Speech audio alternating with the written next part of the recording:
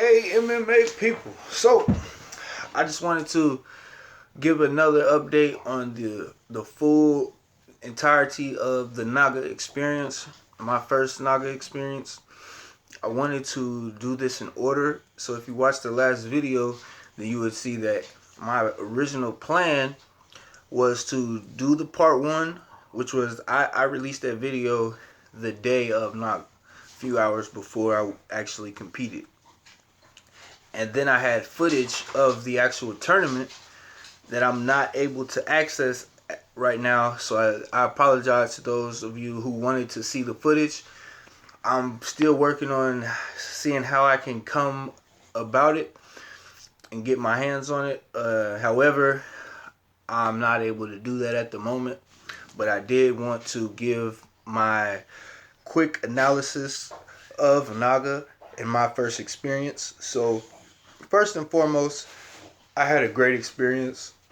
As I mentioned before, I'm fighting out of the UFC gym in Maryville, not too far from Gary, Indiana. Now, the thing with me, again, I've been a competitor all my life, so the nerves were something that I was kind of used to, and so therefore I was able to control it in a way that it didn't overwhelm me. I came out with a minor thumb injury, very minor. I think I may have hyperextended a ligament or a tendon or something of that nature, because here we are. This is Friday, so we're about 6 days out, close to a week out now, and I'm still feeling some pain there. I've had to go kind of light this week with rolling and stuff like that, just because my grips aren't the same. But I don't think this should be lasting for a long period of time. I do think it's pretty minor. Hey! Now, I happened to come out second place. I got this medal here. Nice. And I'm very, very happy about that. I would have liked to get gold. You can't win them all. But the thing is, I learned so much. I got the chance to get my hand raised. I also had the chance to feel defeat, all in the same tournament. So I got all those emotions. I ended up getting me a NAGA shirt.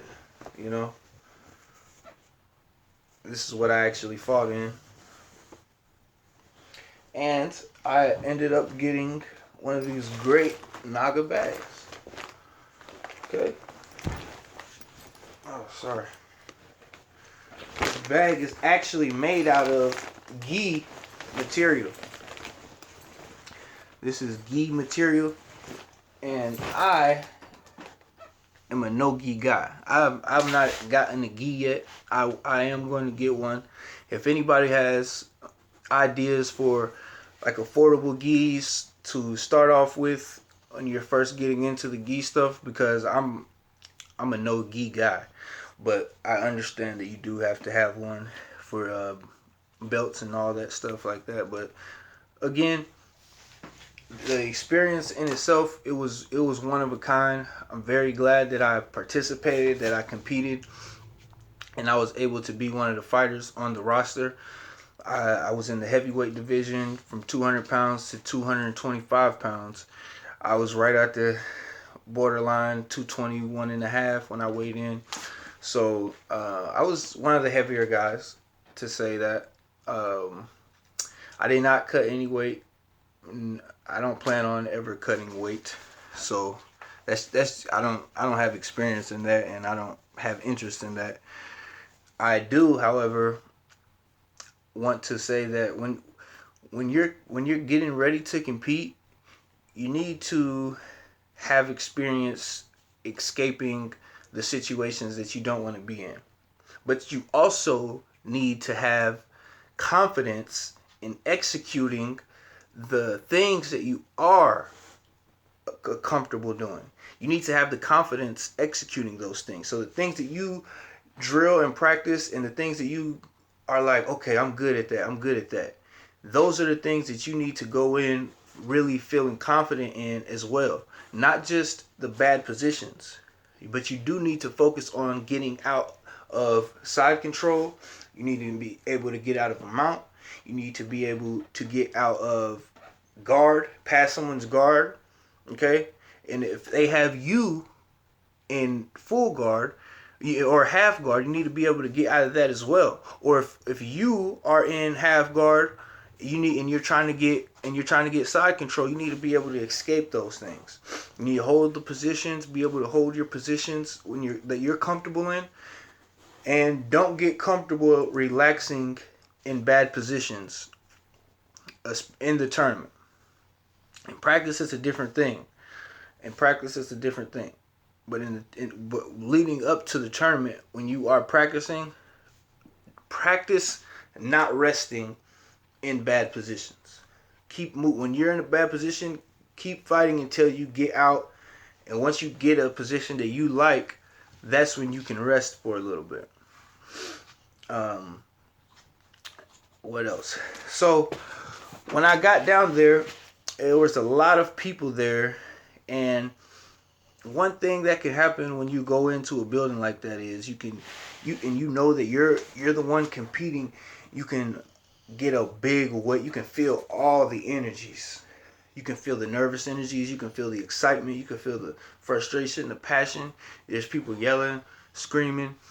But the thing is, if you focus purely on yourself and you tell me, I told myself I already won just by signing up, showing up, and competing. And again, I knew that if I left healthy, then it was a win for me. The little thumb injury I'm talking about, I still consider that me being in good health. So I'm very, very glad. When you compete, after you're done, win, lose, or draw, you leave that mat with a sense of accomplishment. You leave that mat knowing that you put it all on the line, or you didn't. If you don't put it all on the line, you'll know that too. And you'll know that, hey, next time I go out there, I have more in me than what I may feel at that very moment in time. Once the ref says touch hands and you do that, shake hands, and he says go, the guy in front of you is not, well, you have to focus on that guy in front of you. But you have to focus on yourself more than anything and executing what it is that you practiced. Implementing that into the match, into the fight. So stay calm, and when you're out there, don't let the pressures overwhelm you, because you're already a winner just for stepping on the mat in the first place.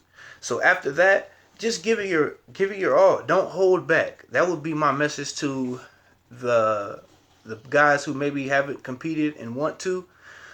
When you go out there, be first. Make your move first. If you can, score points first and get comfortable doing that. Practice that building up to the fight. Practice trying to get a takedown within the first 30 seconds of a match. Or practice trying to get a submission within 2.5 minutes. These matches will be 4 minutes, but the thing is, when you feel comfortable getting something done in a short window of time, you'll feel a lot more comfortable getting it done when you have a larger period of time. You know that at some point within that 4 minutes, you can pull off what it is you need to pull off. So that's about all I got for this one. I really appreciate you guys that are tuning in, and I'm gonna be keeping this series up. I'm considering releasing some practice footage that I have. I would never release practice footage of me just killing a guy and choking. I don't train like that anyway. I respect all my training partners, and I do my best to take care of them as well. And I wouldn't ever try to embarrass them. I wouldn't post footage where I'm submitting anybody, unless we agreed on that. But if it's just some footage of me kind of rolling real lightly with somebody, I will post that from time to time just so you guys can kind of see a little bit of action here and there. However, I am working on the footage from NAGA. And if I get that out, I will definitely post it up here as soon as possible. So, that's all I got for you that today. That was my analysis and summary on NAGA and my personal experience, my personal experience on my first NAGA. So, thanks you guys for tuning in.